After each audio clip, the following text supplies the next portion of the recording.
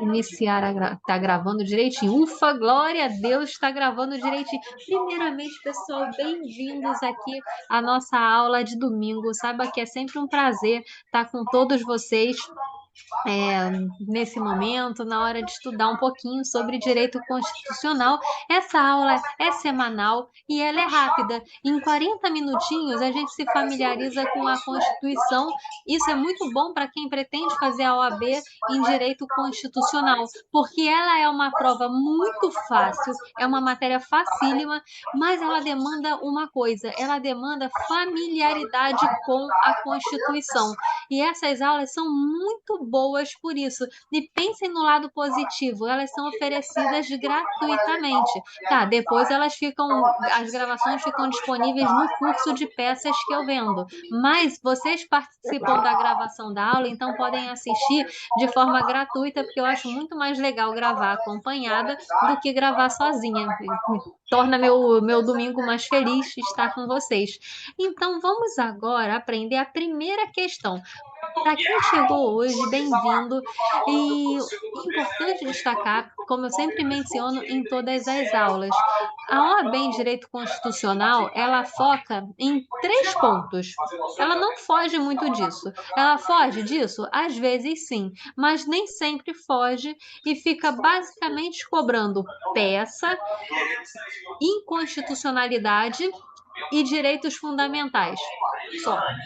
É basicamente isso que ela cobra. Basicamente, tá, pessoal? Às vezes tem umas perguntas de outras partes da Constituição, processo legislativo, CPI, isso pode vir a cair. Mas como vocês estão vendo, quem está aqui todas as aulas, vê que basicamente a questão é peça, competência e direitos fundamentais.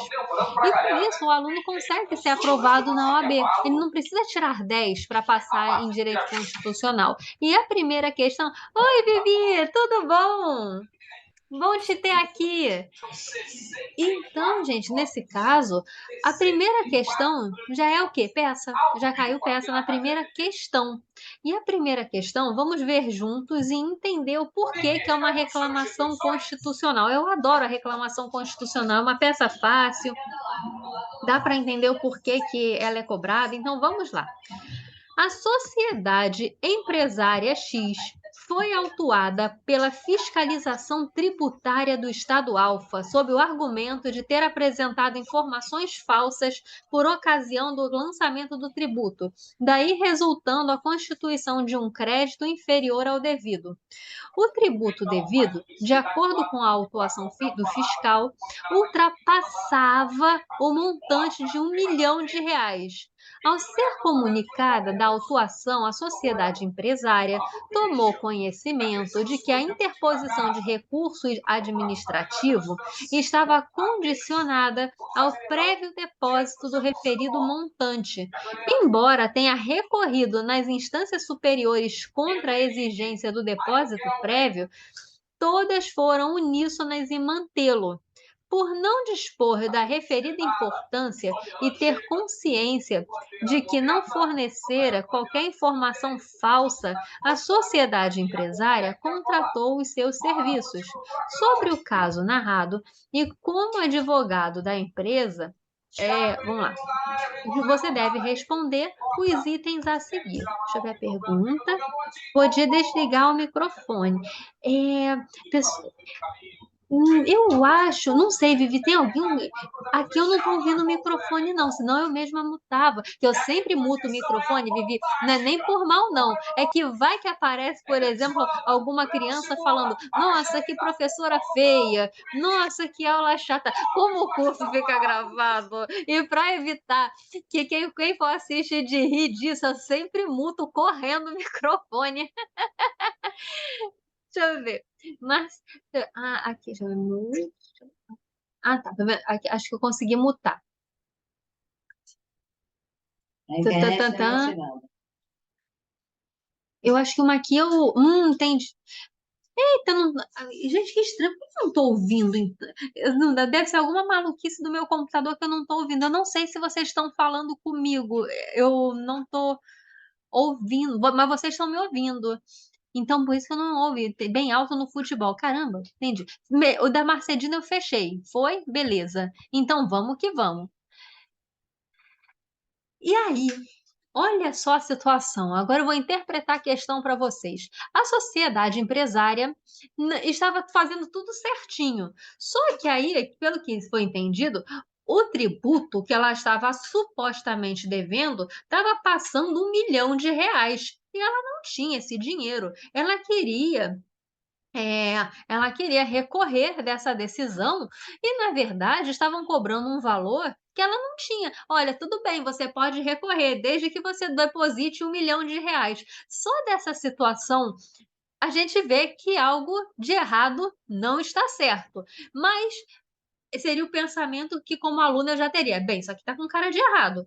Então, nesse caso, a gente vai pegar e vai perguntar a exigência de depósito prévio essa exigência de depósito prévio para autuação de recurso administrativo pode? Não pode, porque inclusive tem súmula vinculante sobre esse assunto. Então vamos lá.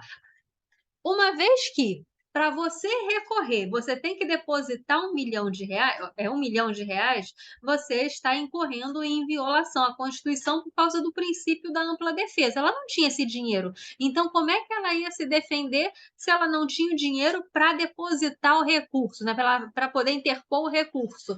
Nesse caso, violando o princípio da ampla defesa, a gente já vê que é inconstitucional. E isso vem a ser somado ao fato de que há uma súmula vinculante sobre o tema. E, pessoal, se já existe súmula vinculante sobre o tema, você já deita a cabeça feliz e sabe, é reclamação constitucional. Por quê? Porque, nesse caso, a existência de uma súmula vinculante já vai chamar a competência para interpor reclamação constitucional. O que é a reclamação constitucional? É uma peça processual de direito constitucional. E, pessoal, se vocês fizerem vídeo da aula, podem fazer vídeo da aula. Eu tô nem aí pro meu direito de imagem. Não, não, vocês têm meu direito de imagem. Vocês são os donos dela e eu adoro. Quem quiser fazer history da nossa aula, que está aprendendo direito constitucional no domingo, pode me marcar, @SimoneAlvarezTCC. Isso me ajuda bastante, mas ninguém é obrigado a fazer o story, não, tá? Só se for fazer, não deixa de me marcar. Então, galera, assim, fere o princípio da ampla defesa. E também a súmula vinculante 21, que estabelece o seguinte: é inconstitucional a exigência de depósito ou arrolamento prévio de dinheiro, bens, para admissibilidade de recurso administrativo. Então, quando vai caber a reclamação constitucional? Quando existe súmula vinculante sendo desrespeitada, quando existe decisão do STF sendo desrespeitada. Imagine que tenha existido uma ação direta de inconstitucionalidade declarando que a lei X é inconstitucional. Só que aí determinado estado continua aplicando a lei X. Olha aí o estado violando a autoridade da decisão do STF. Nisso, cabe a reclamação constitucional. Basicamente, na OAB, você vai ter 3 cabimentos da reclamação. Quando uma decisão judicial ou administrativa estiver violando súmula vinculante, quando decisão judicial ou administrativa estiver violando decisão do STF em controle concentrado de constitucionalidade de mérito, ou decisão liminar que estiver sendo violada. Pessoal, até o momento, vocês entenderam por que cabe súmula vinculante aqui? Perdão, por que cabe a reclamação constitucional? Ou seja, a empresa queria entrar com recurso cobraram R$ 1 milhão e existe a súmula vinculante dizendo que é inconstitucional a cobrança para interpor recurso. Isso por causa do artigo 5º, inciso 55 da Constituição, que menciona o princípio da ampla defesa, e a súmula vinculante 21, que determina a proibição de cobrança de determinado valor para interpor um recurso administrativo. Por isso, a súmula vinculante foi desrespeitada, daí que cabe a reclamação constitucional, tá? A primeira pergunta foi: isso é constitucional? A resposta é não. E isso já responde a letra B de bola. Nossa, parecia até a Xuxa agora, né? A de amor, B de baixinho, C de coração, agora B de bola foi o melhor. Há alguma medida a ser ajuizada perante o Tribunal Superior para que a administração tributária do Estado seja compelida a examinar o recurso administrativo? Sim, vai caber a reclamação constitucional. Deixa eu ver aqui. Perfeito, perfeito. Opa, que bom. Então, vai caber a reclamação constitucional. E vamos ver o embasamento legal disso. Aqui foi o espelho da OAB. Considerando o exaurimento das instâncias administrativas, é possível a reclamação constitucional perante o STF. Então, 2 pontos processuais que eu vou destacar para vocês sobre a reclamação constitucional. Pessoal, essas aulas gratuitas, elas vão além de meramente interpretar o espelho. Ela vai te trazer o espelho e dizer o que a OAB quer. Mas eu vou aproveitar o momento para explicar mais sobre a questão, sobre a matéria.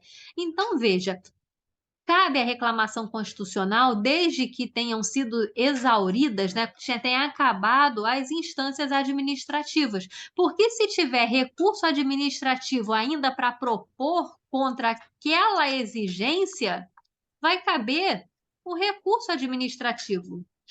A reclamação constitucional é quando não tem mais para onde recorrer e ainda assim estão ferindo a Constituição, estão ferindo a súmula vinculante. Então, se eu não tenho para onde recorrer mais, aí sim cabe a reclamação constitucional. Simone, e se eu entrar com a reclamação constitucional antes de exaurir, acabar com as instâncias administrativas? O que vai acontecer nesse caso vai ser a chamada extinção do processo por falta de interesse de agir, porque no caso o remédio ideal, o conserto ideal vai ser o recurso administrativo.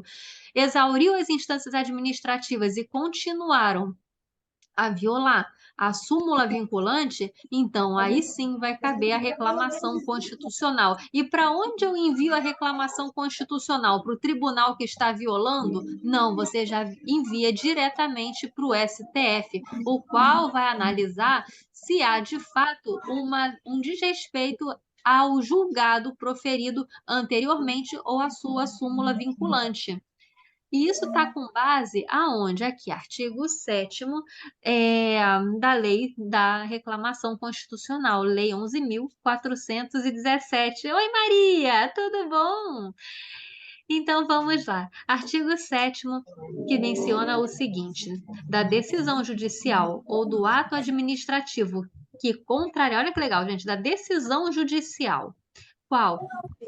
De mérito, tá? Ou liminar. Perdão, né, da decisão judicial, qualquer decisão judicial que contrariar ato administrativo ou enunciado de súmula vinculante, tá? Ou seja, quem pode contrariar? Decisão judicial ou ato administrativo. Que contrariar o quê? Enunciado de súmula vinculante, negar a vigência ou aplicá-lo indevidamente, caberá a reclamação constitucional.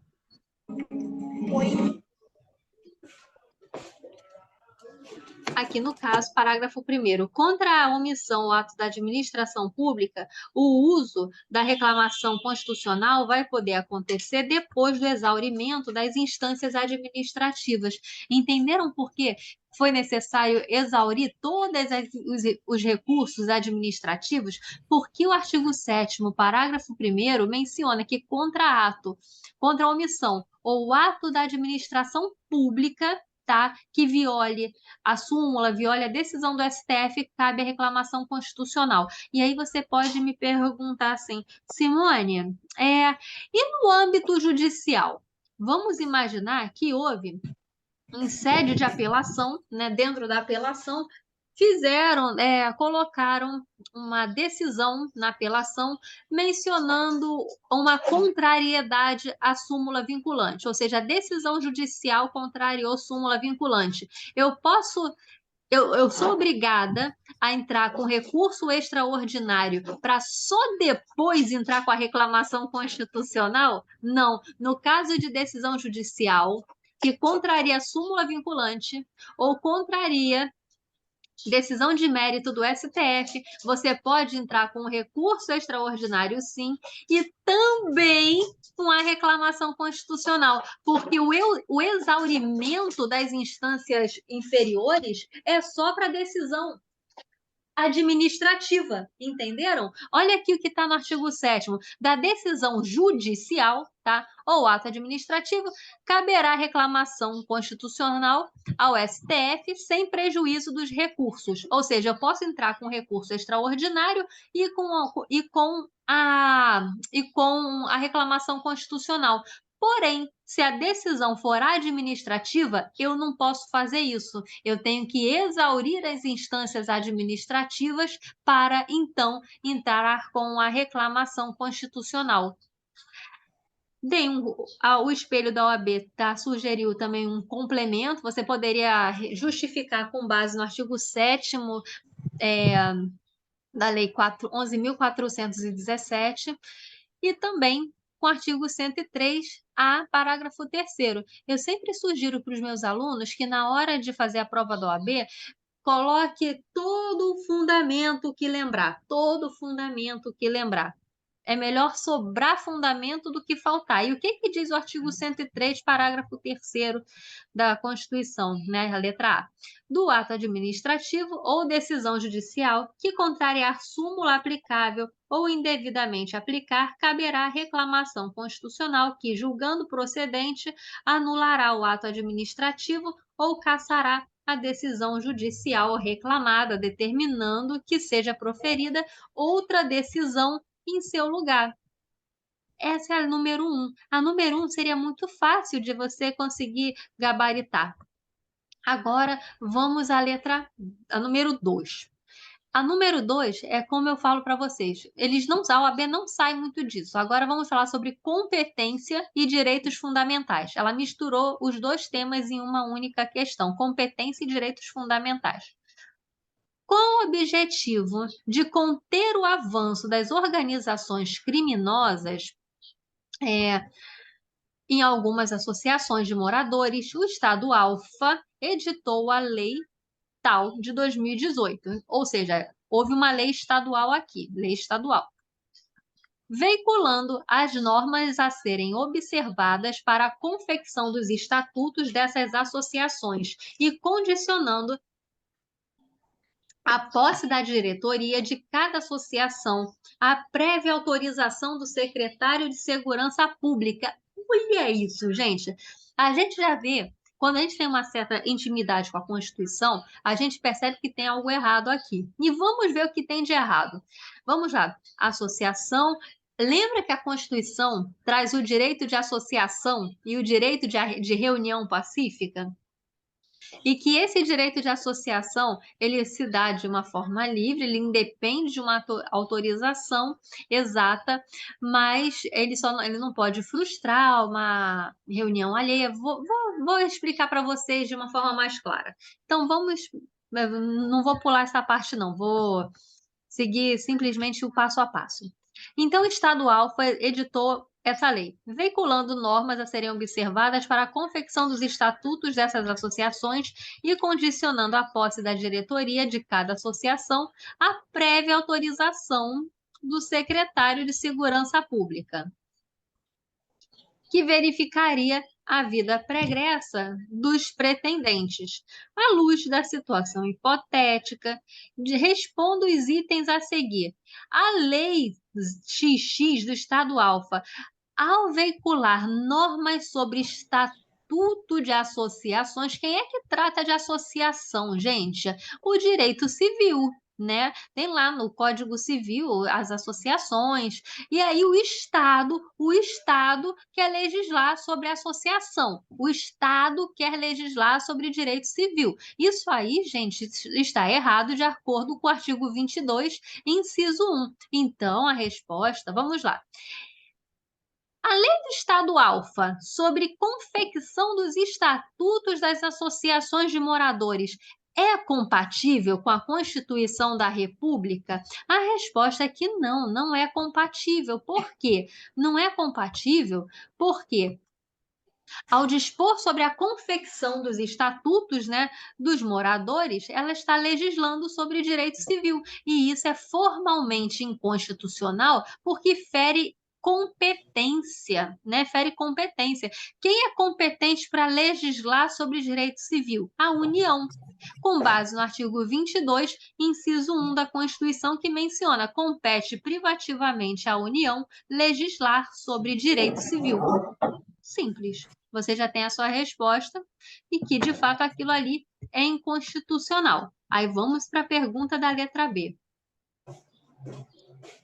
A exigência de que a posse da diretoria de cada associação de moradores seja antecedida de autorização do secretário de Segurança Pública é materialmente com a Constituição da República, e aí você vai precisar fazer o seguinte, ir lá no artigo 5º, no direito de associação. Então, vamos ver o que diz o artigo 5º, direito de associação. A criação de associações e, na forma da lei, cooperativas independem de autorização, tá? Sendo vedada a interferência estatal em seu funcionamento. Pessoal, percebam uma coisa: a prova da OAB de Direito Constitucional precisa que você tenha familiaridade com a Constituição e calma para responder, para você não responder de forma precipitada. E então, nesse caso, você vai mencionar que não está errado, porque a exigência da diretoria de associação seja antecedida de autorização afronta a vedação à interferência estatal no funcionamento das associações, de acordo com o artigo 5º, inciso 18 da Constituição. Está vendo? A criação de associações independem de autorização. Então, não tem que ter autorização do secretário de Segurança Pública para saber se as pessoas tinham antecedentes criminais. Então, a resposta aqui é não. Isso é materialmente inconstitucional. Ou seja, a lei aqui do Estado Alfa, né, contraria a Constituição por questões formais, ou seja, em matéria de competência, o Estado não pode legislar sobre direito civil, e também é materialmente inconstitucional porque a criação de associações não deve ser precedida de autorização, ou seja, basta apenas que ela seja criada e, claro, posteriormente mantenha a sua finalidade pacífica, para não ser uma associação de caráter paramilitar, que a Constituição proíbe. E, por fim, essa terceira questão aqui, essa terceira questão também é tranquilo, também fala sobre inconstitucionalidade. Gente, é muito importante ter em mente do artigo 22 ao artigo 30 da Constituição Federal para a prova da OAB. Ele cai demais. Então, o que diz aqui a questão 3? A lei do Estado, uma lei estadual, isentou o usuário de serviço de telefonia móvel. Pessoal, de novo, feriu o artigo 22. A OAB, não tem uma prova da OAB que não cai o artigo 22. É raro não cair o artigo 22. Então, vamos lá. Isentou os usuários do serviço de telefonia móvel residentes no estado cuja renda familiar não superasse o valor de 2 salários mínimos do pagamento do serviço. No final de 2018, a lei foi revogada, sendo ainda determinada a desconsideração de efeito que tenha sido produzido antes da sua vigência. À luz da situação hipotética acima, responda. Em outras palavras, está agora interpretando o problema. foi criada uma lei estadual falando sobre serviço de telefonia móvel, tá? E ainda trazendo isenção, ou seja, ó, você está usando o telefone, mas você não tem dinheiro, tranquilo, vou te isentar do pagamento. E com isso, essa lei foi revogada, porque de fato ela é inconstitucional. E por que que ela é inconstitucional? Porque ela viola a competência privativa da União aqui. Ela viola a competência privativa da União de legislar sobre telecomunicações. E isso está de acordo com o artigo 22, inciso 4 da Constituição.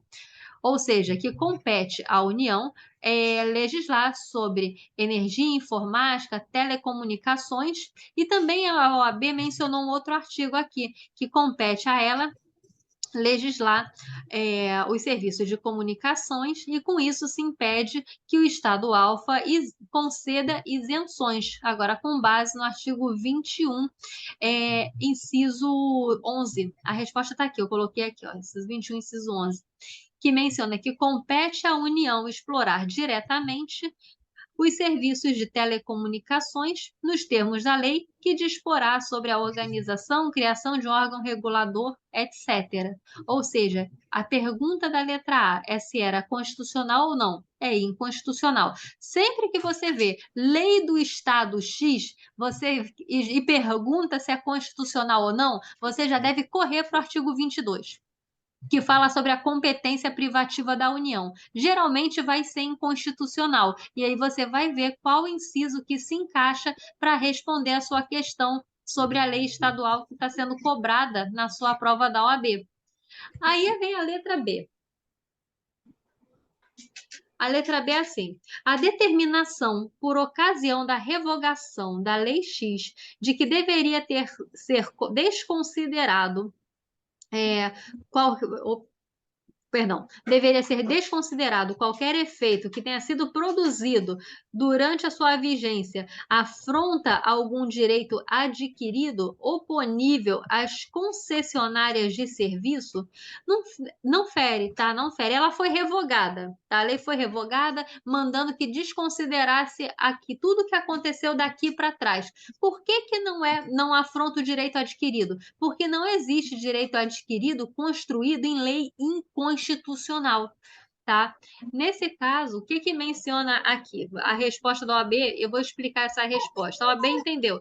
Não. Para que um direito seja incorporado ao patrimônio do usuário como direito adquirido, é preciso que tenha sido instituído por uma lei válida, o que não foi o caso da Lei XX de 2015.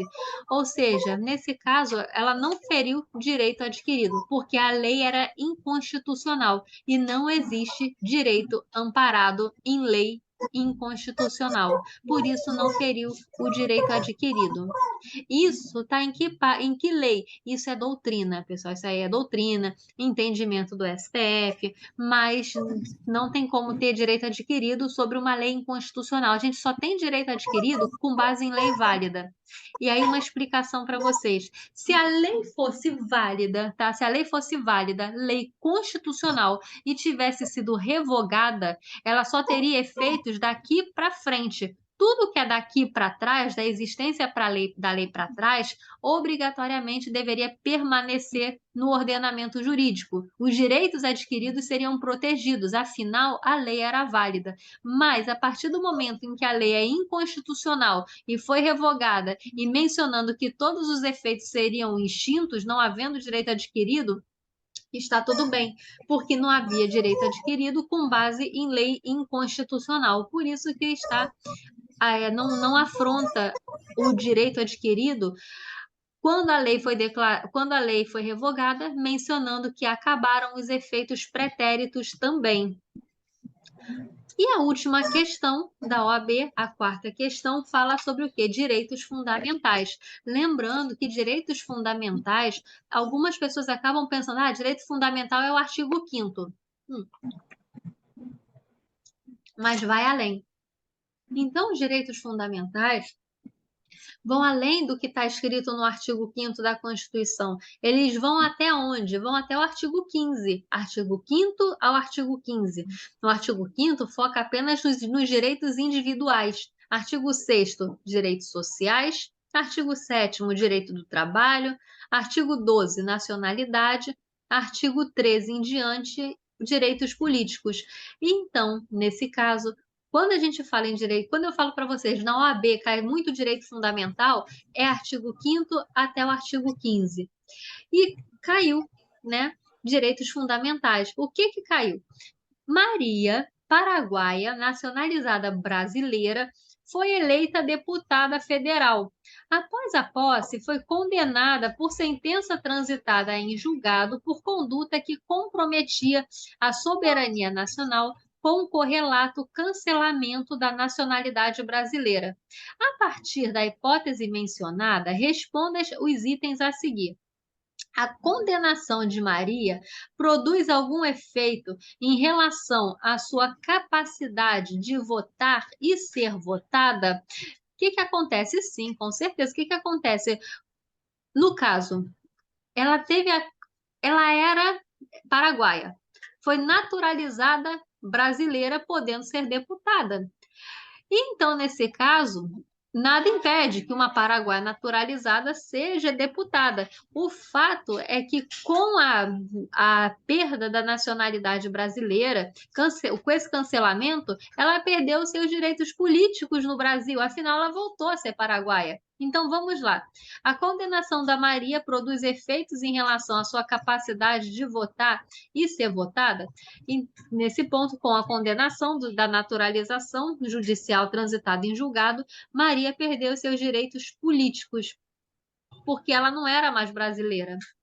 Então, por isso, ela perdeu os efeitos políticos. Daí que sim, a condenação da Maria produz efeitos na sua capacidade de votar e ser votada. O paraguaio no Brasil não pode votar e ser votado.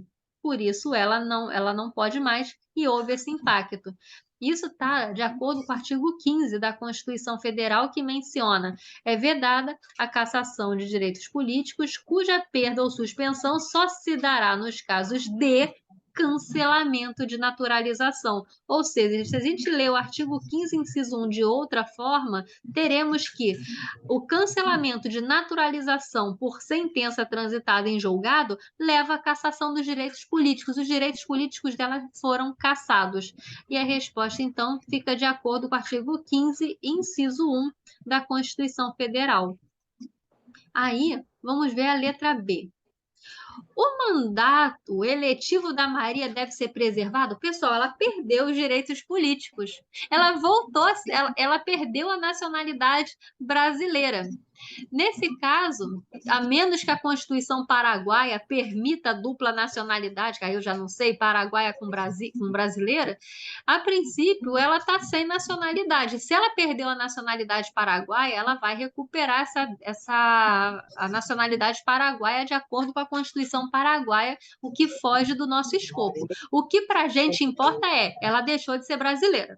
É isso que importa. Se ela deixou de ser brasileira, se ela teve os direitos políticos cassados de acordo com o artigo 15, inciso 1, é claro que o mandato eletivo da Maria não pode ser preservado. Então, ela vai perder o seu mandato de deputada federal. E isso está de acordo com o quê? Com o artigo 55, inciso 4 da Constituição. Perderá o mandato o deputado ou senador que tiver suspenso os seus direitos políticos. A OAB trouxe um complemento, no caso do parágrafo 2º, que entende: nos casos do inciso 1, 2 e 6, a perda do mandato será decidida pela Câmara dos Deputados por maioria absoluta. Particularmente, eu não entendi por que a OAB colocou esse complemento no parágrafo 2º, porque o caso da Maria se resolve com o artigo 55, inciso 4, não com o inciso 6. Mas o fato é que, meramente essa resposta, o mandato tem que ser preservado? Não. Por quê? Perdeu os direitos políticos com base no artigo 15, inciso 1, e quem perde os seus direitos políticos perde o mandato como deputado ou senador, de acordo com o artigo 55, inciso 4. Gente, pessoal, vocês ficaram com alguma dúvida sobre essas questões que eu trouxe para vocês?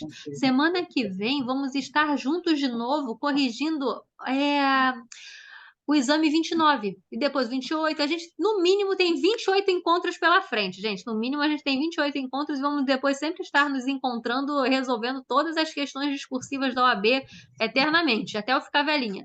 Deixa eu ver aqui. Amei, ô Glória, que bom, Vinícius, fico muito contente. Deixa eu salvar. Então, iniciar, salvar.